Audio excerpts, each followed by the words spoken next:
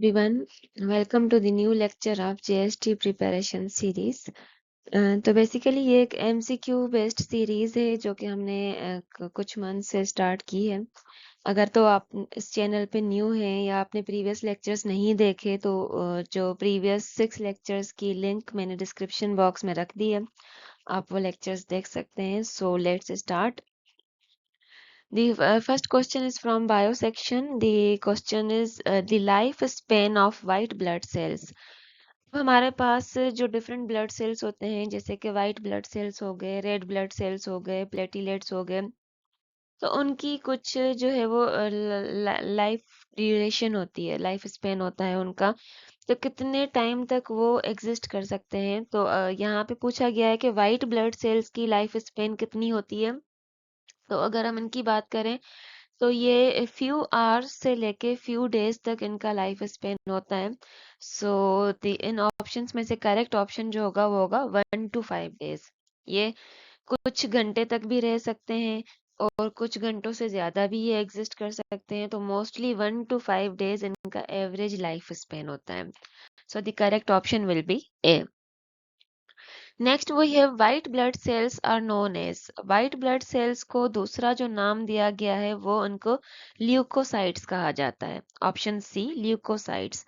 जबकि अगर हम ऑप्शन ए को देखें एरेथ्रोसाइट्स, ये बेसिकली रेड ब्लड सेल्स का दूसरा नाम है। आरबीसीज को हम एरेथ्रोसाइट्स भी कहते हैं। और बाकी हमारे पास जो प्लेटिलेट्स होते हैं, प्लेटिलेट्स को ही थ्रोम्बोसाइट्स कहा जाता है।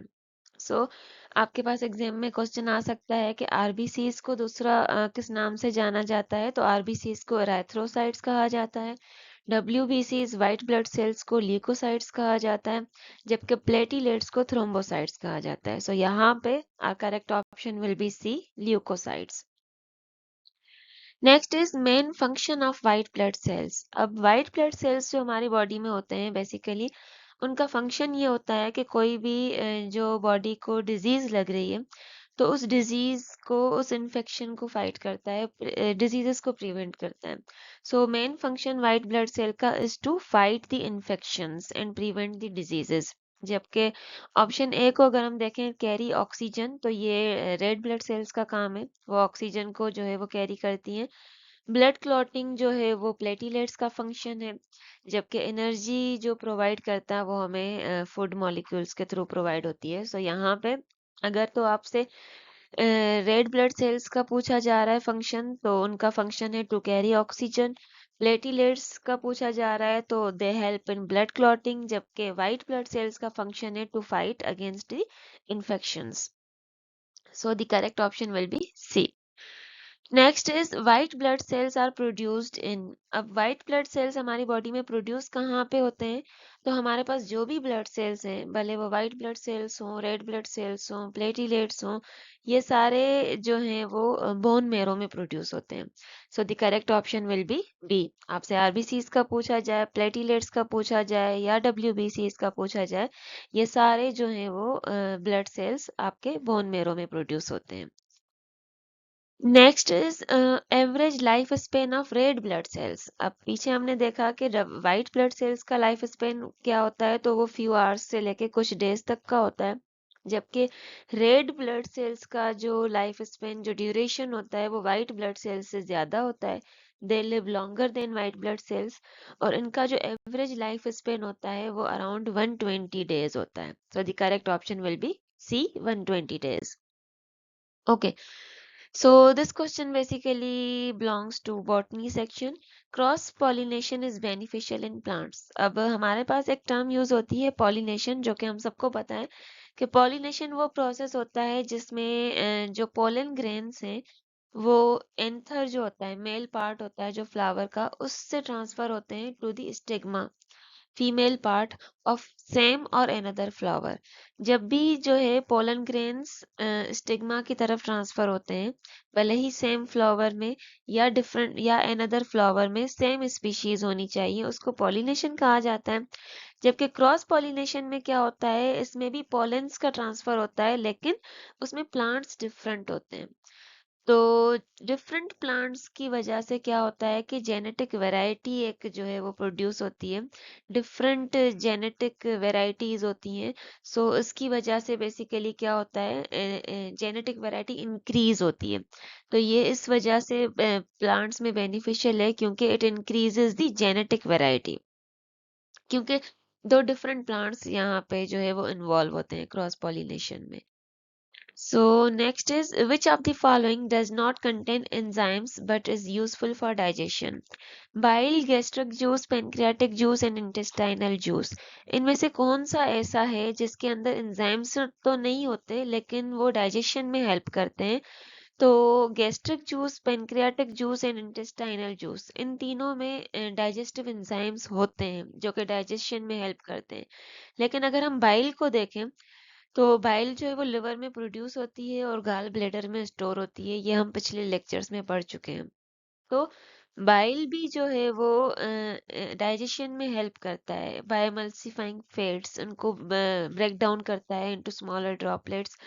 तो बाइल में जो है कोई डाइजेस्टिव एंजाइम नहीं होता लेकिन फिर भी वो डाइजेशन में हेल्प करता है। So the correct option will be A, bile. Okay, so next we have name the hardest part of human body. हमारे बॉडी में, ह्यूमन की बॉडी में जो सबसे जो हार्डेस्ट पार्ट है वो कौन सा है? वो होता है enamel of teeth.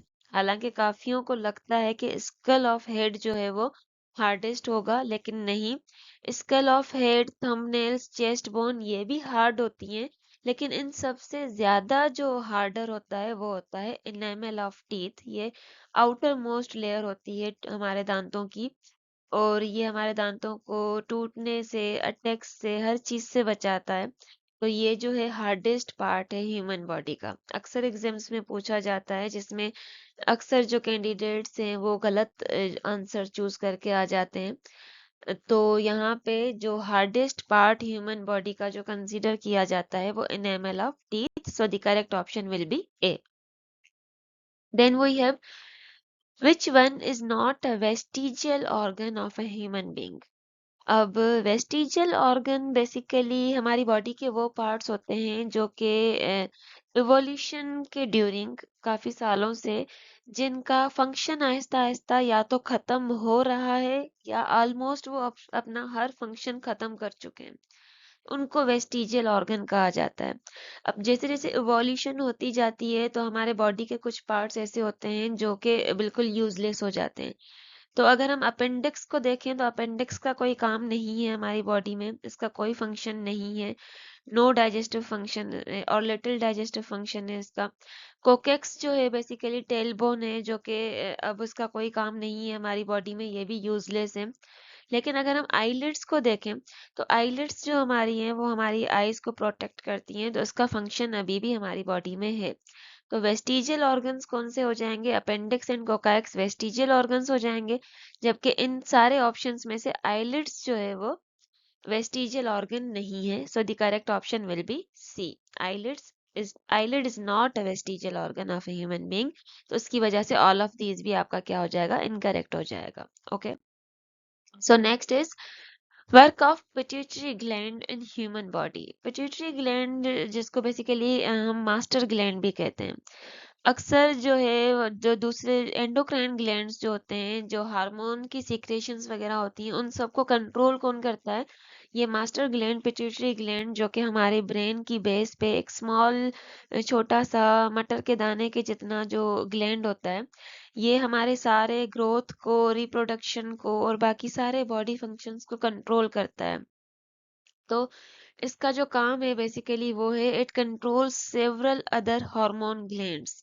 So the correct option will be A, जबकि इसका वेस्ट से और ब्लड प्रेशर से कोई रिलेशन नहीं है। ओके, और अक्सर ये भी आपसे एग्जाम में पूछा जाता है कि मास्टर ग्लैंड किसको कहा जाता है और क्यों कहा जाता है। तो master gland basically pituitary gland को कहा जाता है।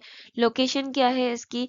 ये हमारे ब्रेन की बेस पे लोकेटेड होता है, स्मॉल साइज का होता है, और इसको जो है वो मास्टर ग्लैंड कहा जाता है क्योंकि ये सारे एंडोक्राइन ग्लैंड्स की एक्टिविटीज को कंट्रोल करता है। Okay, next is which one of the following disease is related और caused as a harmful effect of burning fuel.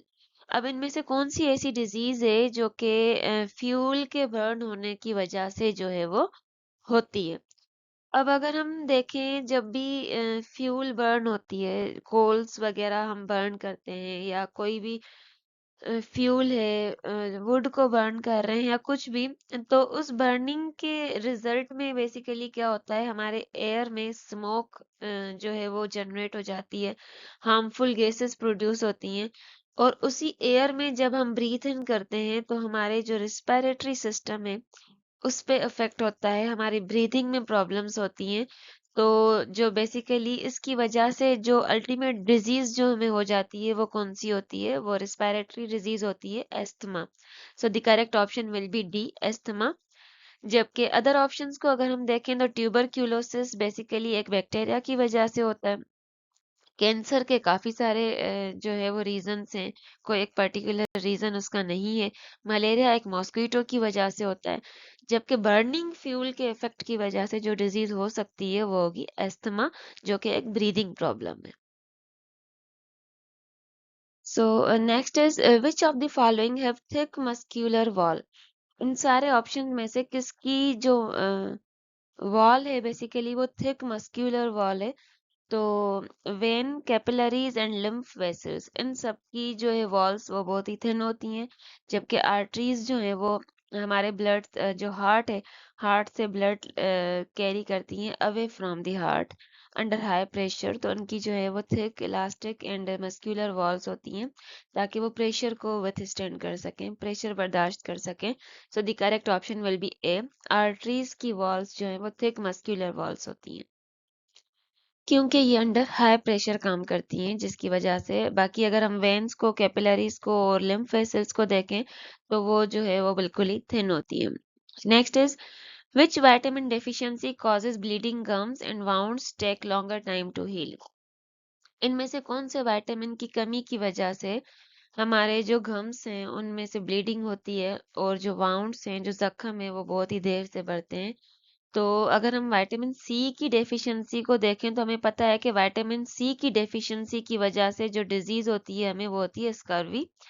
और स्कर्वी के जो सिम्टम्स हैं वो यही हैं कि इसमें गम्स ब्लीड होती हैं और आपके जो है वो जख्म जो है वो बिल्कुल स्लोली हील होते हैं और वीकनेस होती है, फटिग होता है। सो विटामिन सी की डेफिशिएंसी की वजह से बेसिकली स्कर्वी जो डिजीज होती है, यहाँ पे ये जो आपको सिम्टम्स बताए गए हैं ये स्कर्वी के डिजीजेस हैं। अक्सर आपसे एमसीक्यूज में डायरेक्ट पूछा जाता है कि विटामिन सी की डेफिशिएंसी की वजह से कौन सी डिजीज होती है, तो वो स्कर्वी होता है, जो कि हम सबको पता है, हम अपने प्रीवियस लेक्चर्स में भी पढ़ चुके हैं। अब यहाँ पे क्वेश्चन को थोड़ा घुमा फिरा के पूछा गया है, सिम्टम्स बताए गए हैं हमें डिजीज के जो कि स्कर्वी के हैं और ये किस वजह से होती हैं, ये होती हैं due to the deficiency of vitamin C. Okay, so the correct option will be C. जबकि विटामिन ए की डेफिशिएंसी की वजह से विजन प्रॉब्लम्स होती हैं, विटामिन बी की डेफिशिएंसी की वजह से हमें एनीमिया हो सकता है और विटामिन डी की डेफिशिएंसी की वजह से जो डिजीज होती है वो रिकेट्स होती है, जो कि बोन्स की डिजीज है। Okay, so next is kiwi and ostrich can not fly and are called.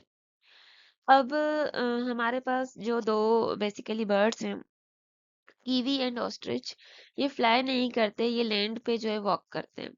तो ये जिस कैटेगरी में आते हैं ये फ्लाइट लेस बर्ड्स होते हैं। ये हैं तो बर्ड्स लेकिन ये फ्लाई नहीं कर सकते, इसकी वजह से इनको फ्लाइट लेस बर्ड्स भी कहा जाता है या इनको हम रनिंग बर्ड्स के नाम से पहचानते हैं।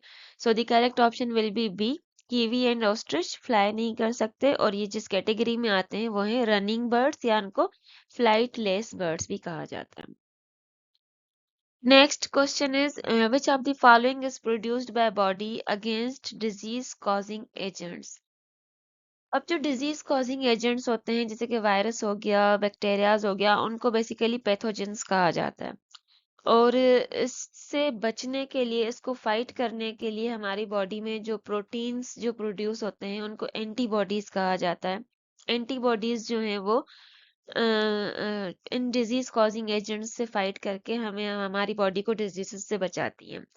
तो जब भी कोई भी डिजीज कॉजिंग एजेंट, कोई भी पैथोजन जब हमारी बॉडी पे अटैक करता है तो एंटीबॉडीज हमारी बॉडी में प्रोड्यूस होती हैं। तो correct option will be C, antibodies. और जबकि अगर हम देखें पैथोजन तो डिजीज कॉजिंग एजेंट्स ही हो जाएंगे, एंटीजन भी पैथोजन का ही पार्ट है। और वैक्सीन जो होती है बेसिकली किसी भी पर्टिकुलर स्पेसिफिक डिजीज को डील करने के लिए उसके पर्टिकुलर एंटीबॉडीज आपकी बॉडी में प्रोड्यूस करवाती हैं, उसके लिए वैक्सीन यूज होता है। So here the correct option will be C, antibody. Next is chemicals that are used to get rid of insects that eat plants and crops are called.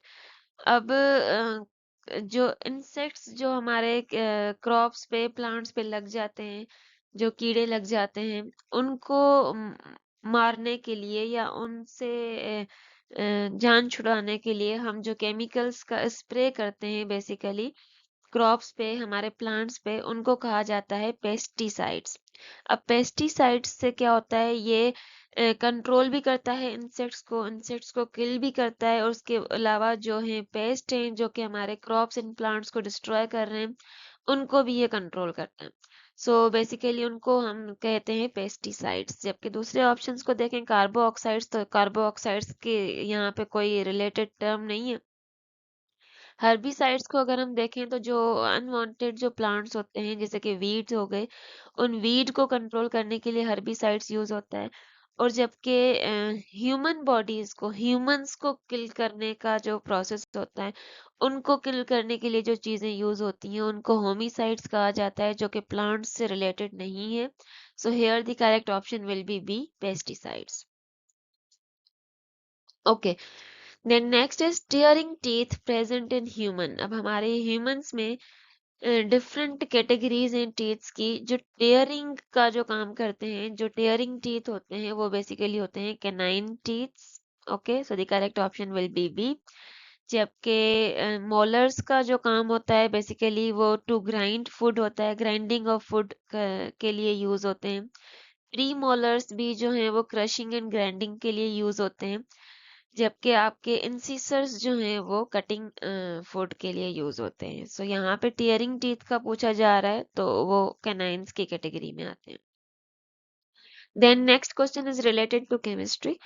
Chemical formula of ozone. अब ozone का जो chemical formula होता है वो होता है O3। इसके अंदर ऑक्सीजन के 3 एटम्स होते हैं। So the correct option is CO3। Then next is a formula that gives only the simplest number of each type of atoms present in a molecule. अब कोई भी मॉलिक्यूल है उसको हम रिप्रेजेंट करते हैं कि उसके अंदर कितने एटम्स हैं, कौन से एटम्स हैं, उनको हम फार्मूला से रिप्रेजेंट करते हैं। अब फार्मूला भी अगर हम देखें तो हमारे पास there are two types of formulas, molecular formula and empirical formula. अब मॉलिक्यूलर फार्मूला अगर हम बेंजीन की बात करें तो बेंजीन का मॉलिक्यूलर फार्मूला हो जाएगा C6H6। और अगर हम ग्लूकोज की बात करें तो उसका मॉलिक्यूलर फार्मूला हमारे पास होता है C6H12O6। अब ये हो गया मॉलिक्यूलर फार्मूला जो कि आपके किसी भी मॉलिक्यूल में एक्चुअल नंबर ऑफ एटम्स कितने हैं उनको रिप्रेजेंट करता है। अब यहाँ पे अगर हम बेंजीन को देखें तो बेंजीन के मॉलिक्यूल के अंदर कार्बन के 6 एटम्स होते हैं, हाइड्रोजन के 6 एटम्स होते हैं। और अगर हम ग्लूकोज को देखें तो ग्लूकोज के अंदर कार्बन के 6 एटम्स, हाइड्रोजन के 12 एटम्स, ऑक्सीजन के 6 एटम्स। अब ये ऐसा फार्मूला है जो कि एक्चुअल नंबर ऑफ एटम्स को रिप्रेजेंट कर रहा है, तो ये हो जाएगा मॉलिक्यूलर फार्मूला। अब एक दूसरा फार्मूला होता है जो कि सिंपलेस्ट नंबर या कि एक सिंपलेस्ट रेशो शो करते हैं आपके एटम्स का। जैसे कि अगर हम बेंजीन को देखें तो यहाँ पे जो रेशो हो जाएगा कार्बन एंड हाइड्रोजन का वो हो जाएगा 6 और 6 आपस में कैंसिल हो जाएंगे, 1:1 में प्रेजेंट है। तो हम कह सकते हैं कि बेंजीन का जो एम्पेरिकल फार्मूला है वो क्या है, CH। ये एक सिंपल रेशियो रिप्रेजेंट कर रहा है आपके एटम्स का। और अगर हम ग्लूकोज को भी देखें तो इसका जो सिंपलेस्ट रेशियो वाला जो फार्मूला हो जाएगा वो हो जाएगा CH2O। तो ऐसा फार्मूला जो कि सिंपल नंबर या सिंपल रेशियो शो करे आपके एटम्स का जो कि मॉलिक्यूल में प्रेजेंट है उसको एम्पेरिकल फार्मूला कहा जाता है। So here the correct option will be B. अगर तो आपसे एग्जाम में पूछा जा रहा है कि एक्चुअल नंबर ऑफ एटम्स को कौन सा फार्मूला रिप्रेजेंट करता है, तब आप मॉलिक्यूलर फार्मूला पे टिक करेंगे। Okay, so next is mutually shared pair of electrons which link the atoms in a molecule। अब यहाँ पे बेसिकली बॉन्डिंग का क्वेश्चन पूछा जा रहा है। अब सपोज करें हमारे पास हाइड्रोजन है, हाइड्रोजन दो हाइड्रोजन एटम्स जब आपस में मिलते हैं तो एक हाइड्रोजन के पास एक इलेक्ट्रॉन होता है और दूसरे हाइड्रोजन के पास भी एक इलेक्ट्रॉन होता है। अब ये दोनों अपना जो है वो डुप्लेट कंप्लीट करने के लिए ये इस इलेक्ट्रॉन के पेयर को आपस में शेयर करते हैं। तो ये जो इलेक्ट्रॉन का पेयर है जो कि म्यूचुअली शेयर हो रहा है, दोनों की तरफ से शेयर हो रहा है, ये कोवेलेंट बॉन्ड बनाते हैं। अब जैसे अगर हम हाइड्रोजन मॉलिक्यूल को देखें तो उसमें हाइड्रोजन एंड हाइड्रोजन के बीच में एक पेयर ऑफ इलेक्ट्रॉन है जो कि म्यूचुअली शेयर हो रहा है और उसको कहते हैं हम कोवेलेंट बॉन्ड। ऐसे ही अगर हम HCl को देखें तो यहाँ भी हाइड्रोजन एंड क्लोरीन के बीच में एक जो है पेयर ऑफ इलेक्ट्रॉन शेयर हो रहा है, म्यूचुअली शेयर हो रहा है। इट मीन्स एक इलेक्ट्रॉन क्लोरीन शेयर कर रहा है, एक इलेक्ट्रॉन हाइड्रोजन शेयर कर रहा है, दोनों की इक्वल शेयरिंग हो रही है। तो इक्वल शेयरिंग के रिजल्ट में जो बॉन्ड बनता है उसको हम कोवेलेंट बॉन्ड कहते हैं। सो here the correct option will B D, covalent bond. जबकि अगर तो शेयरिंग नहीं हो रही, अगर तो आपका जो है वो एक एटम इलेक्ट्रॉन डोनेट कर रहा है, दूसरा इलेक्ट्रॉन एटम आपका इलेक्ट्रॉन एक्सेप्ट कर रहा है, ट्रांसफर हो रहा है इलेक्ट्रॉन का, उसको हम कहते हैं आयोनिक बॉन्ड। और आयोनिक बॉन्ड को ही इलेक्ट्रोवैलेंट बॉन्ड भी कहा जाता है। और एक थर्ड टाइप ऑफ बॉन्डिंग भी हमारे पास होती है जिसमें शेयरिंग होती है इलेक्ट्रॉन्स की, लेकिन वन साइडेड शेयरिंग होती है।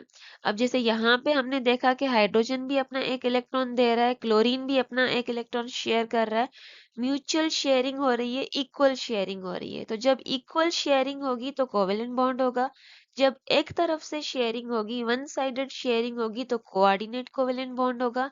और जब शेयरिंग नहीं होगी, इलेक्ट्रॉन्स ट्रांसफर होंगे, तो वो हो जाएगा आपका आयोनिक बॉन्ड। और अक्सर आपके पास एग्जाम में ये क्वेश्चन भी आता है कि ionic bond is also known as, तो आयोनिक बॉन्ड का जो दूसरा नाम है वो हो जाएगा इलेक्ट्रोवैलेंट बॉन्ड। अब यहाँ पे इस क्वेश्चन में हमसे mutually shared pair of electrons का पूछा जा रहा है, तो इसका जो हमारे पास आंसर होगा वो हो जाएगा covalent bond. So next is this question is also related to chemistry section. Diffusion is not a property of। अब डिफ्यूजन की अगर हम बात करें, सपोज करें अगर हम परफ्यूम का हमने स्प्रे कर दिया एक रूम में, तो आपको फ्रेग्रेंस फील होगी। तो इसमें क्या होता है, बेसिकली जब भी मॉलिक्यूल्स को स्पेस मिलता है तो वो हायर कंसंट्रेशन से लोअर कंसंट्रेशन की तरफ मूव करना शुरू होते हैं। तो डिफ्यूजन का प्रोसेस बेसिकली है कि जब भी पार्टिकल्स हाई कंसंट्रेशन से लो कंसंट्रेशन वाली एरिया की तरफ मूव करना स्टार्ट करते हैं, उस प्रॉपर्टी को डिफ्यूजन कहा जाता है। अब डिफ्यूजन बेसिकली उन उस स्टेट ऑफ मैटर में ये प्रॉपर्टी पाई जाती है जिसमें इंटरमॉलिक्यूलर स्पेसेस होते हैं। इंटरमॉलिक्यूलर स्पेसेस प्रेजेंट होंगे तो ही मॉलिक्यूल्स पार्टिकल्स आपके जो है वो मूव कर सकेंगे इजीली। तो हमें पता है कि गैसेस में आपके इंटरमॉलिक्यूलर स्पेसेस बहुत ज्यादा होते हैं, पार्टिकल्स एक दूसरे से दूर दूर होते हैं जिसकी वजह से वो इजीली मूव कर सकते हैं। गैसेस के कंपैरिजन में लिक्विड्स में इंटरमॉलिक्यूलर स्पेसेस होते हैं लेकिन गैसेस के मुकाबले में कम होते हैं, तो यहाँ भी आपके पार्टिकल्स मूव कर सकते हैं। लेकिन अगर हम सॉलिड्स को देखें तो सॉलिड्स जो है वो उसके अंदर पार्टिकल्स बिल्कुल टाइटली पैक्ड होते हैं, वो एक जगह से दूसरी जगह तक मूव नहीं कर सकते, वो अपनी ही जगह पे क्या करते हैं, वाइब्रेट कर रहे होते हैं। तो डिफ्यूजन की प्रॉपर्टी गैसेस में ज्यादा होती है, लिक्विड्स में भी पाई जाती है लेकिन गैसेस के कंपैरिजन में कम होती है, और सॉलिड्स में बिल्कुल नहीं पाई जाती।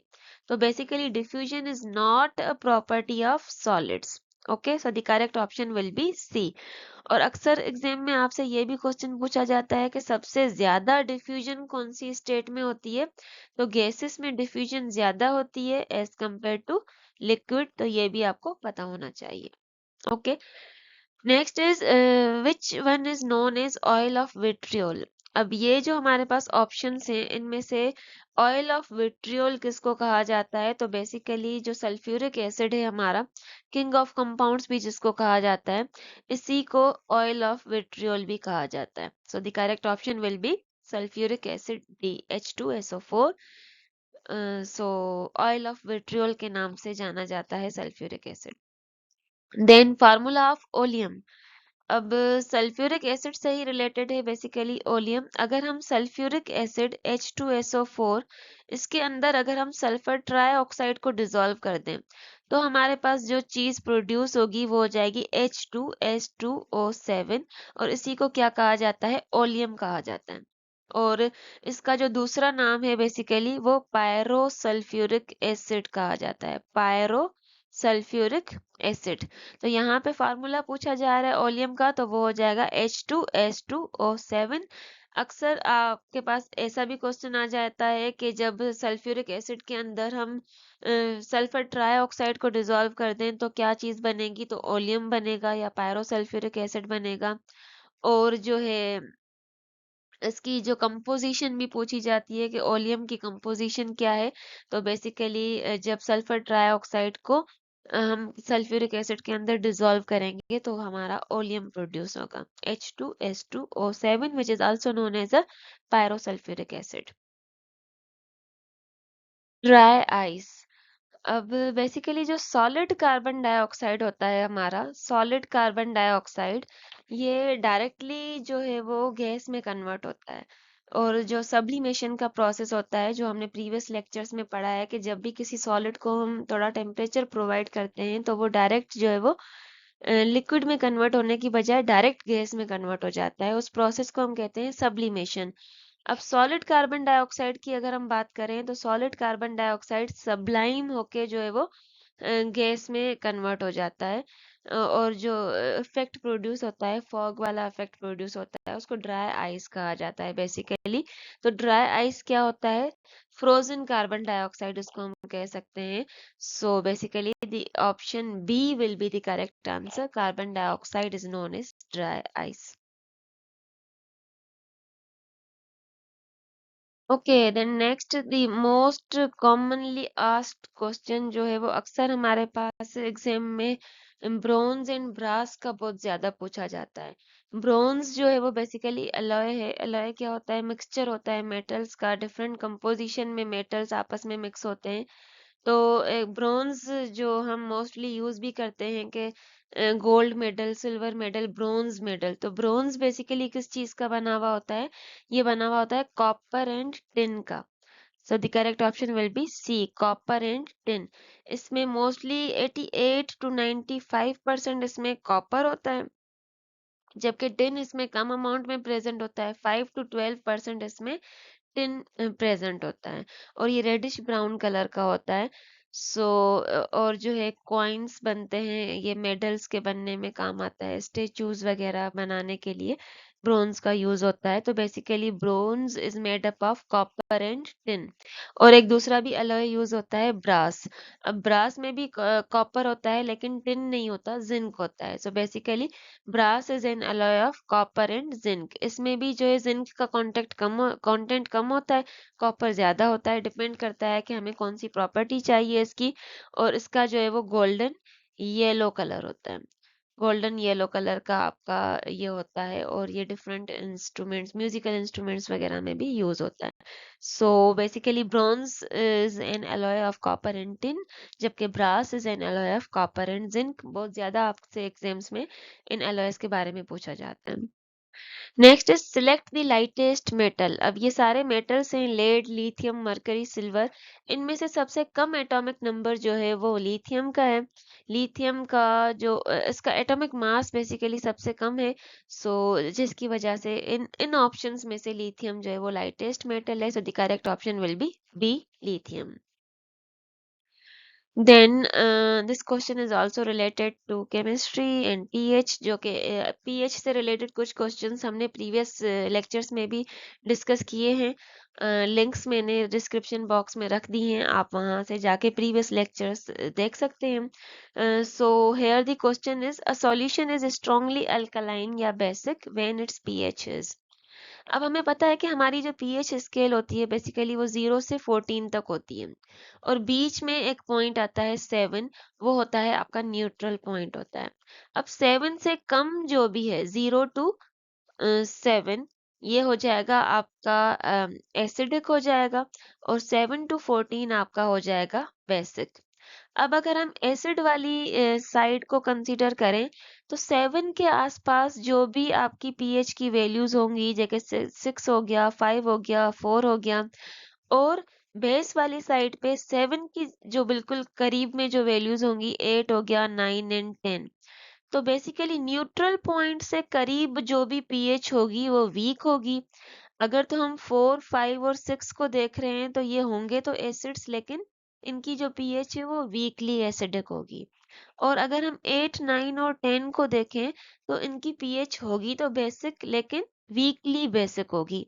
जबकि इसकी एक्सट्रीम एंड पे देखें तो 14, 13, 12, 11, 10 ये बेसिकली स्ट्रॉन्ग बेसिक हो जाएंगे। और एसिड में अगर हम इसकी एक्सट्रीम वाली साइड देखें 0, 1, 2, 3 तो यहाँ तक ये स्ट्रॉन्गली एसिडिक हो जाएंगे। तो बेसिकली हम इसको ऐसे याद कर सकते हैं कि 7 के करीब अगर वैल्यूज हैं, अगर वो एसिड में है या बेस में है तो वो वीक होंगी और 7 से जितनी दूर होंगी बेस में 14 वाली साइड जितनी ज्यादा होंगी वो स्ट्रॉन्ग होंगी और एसिड में 0 वाली साइड जितनी ज्यादा होंगी वो स्ट्रॉन्गली एसिडिक होंगी। अब यहाँ पे पूछा जा रहा है कि a solution is strongly alkaline या बेसिक। कब सॉल्यूशन आपका स्ट्रॉन्गली बेसिक होगा? अब अगर 0 है तो वो तो एसिडिक होगा, 7 है तो न्यूट्रल होगा। अब 9 में आपकी पीएच बेसिक होगी और 14 में भी आपकी पीएच बेसिक होगी, लेकिन 14 क्योंकि 7 से बहुत दूर है, एक्सट्रीम एंड तक है, तो 14 आपका स्ट्रॉन्गली बेसिक हो जाएगा। सो the correct option will B D. इसी से रिलेटेड सेम क्वेश्चन है, a solution is strongly acidic when it's PHS. अब इन पीएचएस को अगर हम कंपेयर करें तो पीएच 9 बेसिक पीएच होगी, 7 जो है वो न्यूट्रल होगी और 2 एंड 5 ये दोनों लेस देन 7 है तो एसिडिक होंगे, लेकिन इनमें से स्ट्रॉन्गली एसिडिक कौन सा होगा? जो 7 से दूर होगा और वो होगा 2। So the correct option will be C 2, ये हो जाएगा आपका strongly acidic. Okay, next is ये भी बहुत ज्यादा एग्जाम में पूछा जाता है, पीएच ऑफ ब्लड। हमारा जो ब्लड की जो पीएच है वो होती है एवरेज अराउंड होती है 7.35 टू 7.45। ये ब्लड की पीएच होती है। ये जो है स्लाइटली जो है वो बेसिक होती है, न्यूट्रल नहीं होती। ये एग्जैक्ट 7 नहीं है, 7 से थोड़ा ऊपर है, तो इसको हम कहते हैं कि हमारा जो ब्लड है बेसिकली ये स्लाइटली बेसिक होता है, वीकली बेसिक होता है, क्योंकि 7.35 टू 7.45 इसकी वैल्यू होती है। Okay, so the next few questions are related to physics portion. SI unit of pressure. अब प्रेशर हमने पढ़ा है प्रीवियस लेक्चर में, pressure is equals to force per unit area. अब फोर्स का यूनिट हो जाता है न्यूटन और एरिया का यूनिट होगा आपका मीटर स्क्वायर। तो न्यूटन पर मीटर स्क्वायर को हम पास्कल भी कहते हैं। 1 pascal is equals to 1 newton per metre square. इसको पास्कल को रिप्रेजेंट करते हैं capital P and small A से। सो ये हो जाएगा आपका प्रेशर का SI unit pascal. Correct option is C. और ये भी पूछा जाता है कि 1 पास्कल कितने न्यूटन पर मीटर स्क्वायर के बराबर होगा? तो 1 pascal is equals to 1 newton per metre square. ये हो गया प्रेशर का एसआई यूनिट। इसके अलावा प्रेशर के और भी यूनिट्स हैं, जैसे कि टॉर हो गया, बार हो गया, आपका मर्क्यूरी, मिलीमीटर मर्क्यूरी भी हो गया, एटमॉस्फेयर भी बहुत ज्यादा यूज होता है, एटीएम। सो यहाँ पे एसआई यूनिट का पूछा जा रहा है तो वो होगा pascal. Okay, then next is light bends when it passes from one medium to another. This is called। अब जब भी हम किसी भी मीडियम से लाइट को पास करवाते हैं तो वो बेसिकली क्या होती है? बेंड होती है।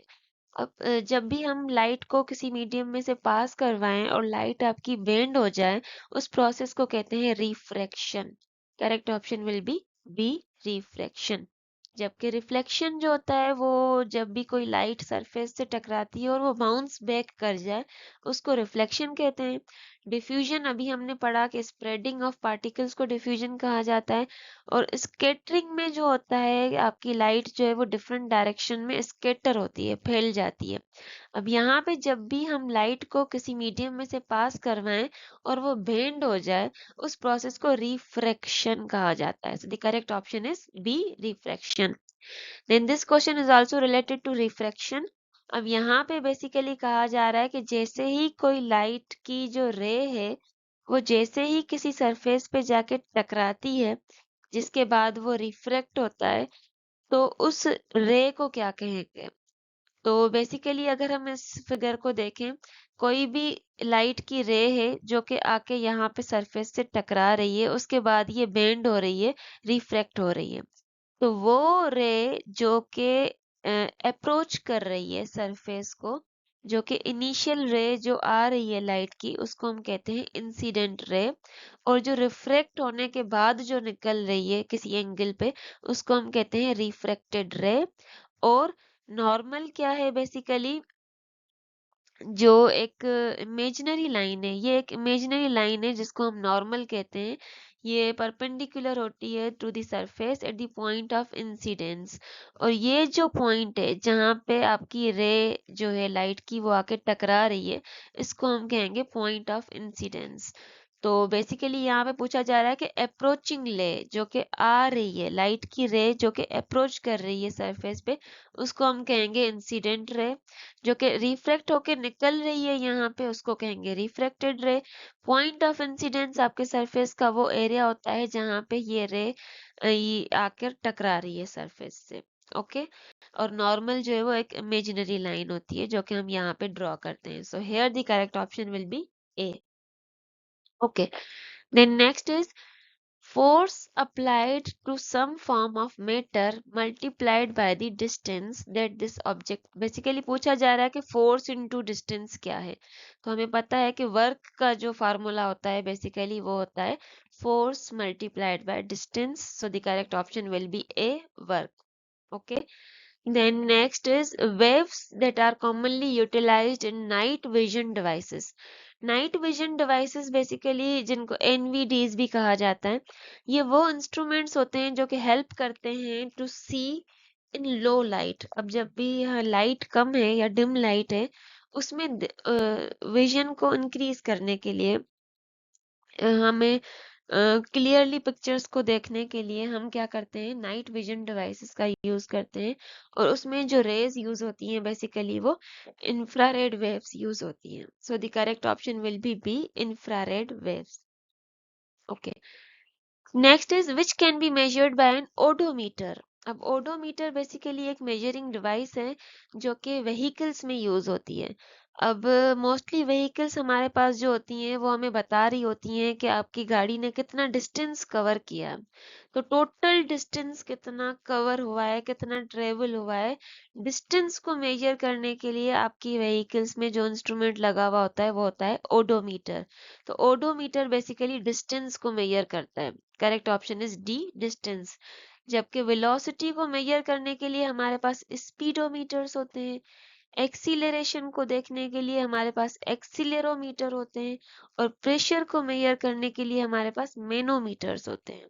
सो ओडोमीटर बेसिकली किस चीज को मेजर करता है, डिस्टेंस को मेजर करता है।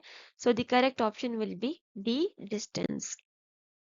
Next is average distance between earth and moon. Earth and moon के बीच में जो एवरेज डिस्टेंस है वो है 384,400 kilometres. Correct option is A. Then theory of relativity, ये तो हम सबको पता है कि जो अल्बर्ट आइंस्टाइन थे उन्होंने थ्योरी ऑफ रिलेटिविटी दी थी। So the correct option is B. जबकि फेराडे ने हमें जो है वो डिफरेंट थ्योरीज दी थी, चार्ज से रिलेटेड दी थी, इलेक्ट्रोमैग्नेटिज्म इलेक्ट्रिक फील्ड से रिलेटेड दी थी। गैलीलियो ने जो है वो टेलीस्कोपिक ऑब्जर्वेशंस की थी। और न्यूटन ने हमें 3 famous Newton's law of motion दिए थे। सो theory of relativity basically Einstein ने दी थी। So the correct option is B, Einstein. Then next is force is equals to mass into acceleration. ये कौन सा लॉ ये कहता है कि फोर्स जो है वो मास इनटू एक्सीलरेशन के बराबर है। तो अगर हम न्यूटन्स फर्स्ट लॉ को देखें तो न्यूटन्स फर्स्ट लॉ को लॉ ऑफ इनर्शिया भी कहा जाता है।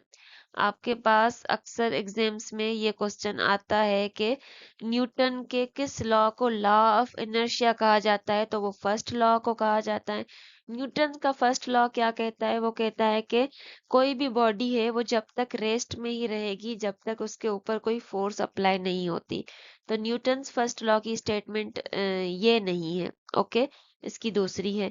न्यूटन सेकंड लॉ को अगर हम देखें, न्यूटन सेकंड लॉ ये कहता है कि जब भी हम किसी ऑब्जेक्ट पे फोर्स अप्लाई करते हैं तो that force will be equal to the product of mass and acceleration. तो बेसिकली न्यूटन सेकंड लॉ ने कहा था कि force is equals to mass into acceleration. तो यहाँ पे करेक्ट ऑप्शन हो जाएगा बी। न्यूटन सेकंड लॉ की स्टेटमेंट है ये कि force is equals to mass into acceleration. जबकि न्यूटन्स थर्ड लॉ क्या कहता है? वो कहता है कि every action has N equal and opposite reaction. और लॉ ऑफ ग्रेविटेशन जो है वो डिफरेंट है थोड़ा। सो यहाँ पे the correct option will be Newton second law.